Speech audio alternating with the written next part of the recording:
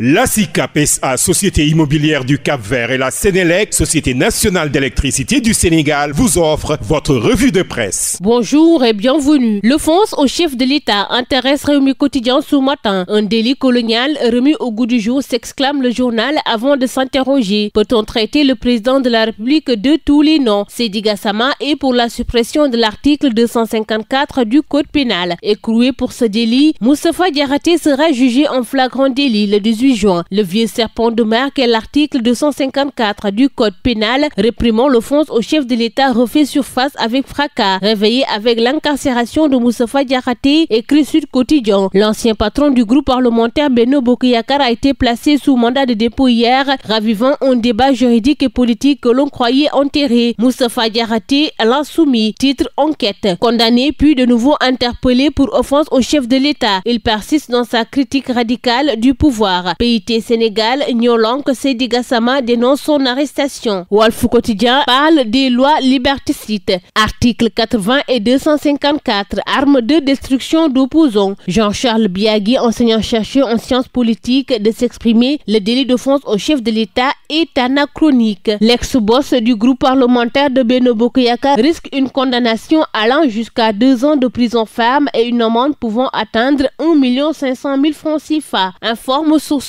A. Dans la même veine, le quotidien revient sur l'enchaînement de procédures judiciaires et parle de justice sans vitesse. Moustapha Diakhaté, jugé mercredi prochain, oppose son mutisme aux enquêteurs. Le journal de Madiambal Diagne revient également sur les détails de l'audition de Sophie Gladima. La demande de liberté provisoire de Farba Ngom a été rejetée. Les avocats de Samuel Sarr dénoncent son renvoi devant le tribunal correctionnel. Sophie Gladima nie et blanchie par le fournisseur, informe Les Échos. Scandalisée par les accusations, elle dit ne connaître le fournisseur ni d'Adam ni d'Ève. 293 millions, le montant tombe à 73 millions de francs CFA, déjà consigné par le titulaire du marché. Le fournisseur, patron de SCGI, lave totalement la ministre. Farba Ngom, lui, suspend ses visites car son état de santé s'est aggravé depuis 2 jours en prison, renseigne Source A. Professeur Alassane Baye, cardiologue réputé de l'hôpital Idrissa Pouye de Grand Yoff, a été désigné par l'ordre des médecins pour les besoins de l'expertise. Les résultats de l'expertise ne sont toujours pas disponibles pour que le juge d'instruction puisse apprécier si sa santé est compatible ou non avec le régime carcéral, rapporte Source A. Vox Populi a mis en évidence la commande publique et la relecture des contrats et conventions. Le journal a informé que le Premier ministre relève des constats alarmants des cas de surfacturation, de graves violations des règles de passation de marché. Ses instructions à la DCMP et à l'ARCOP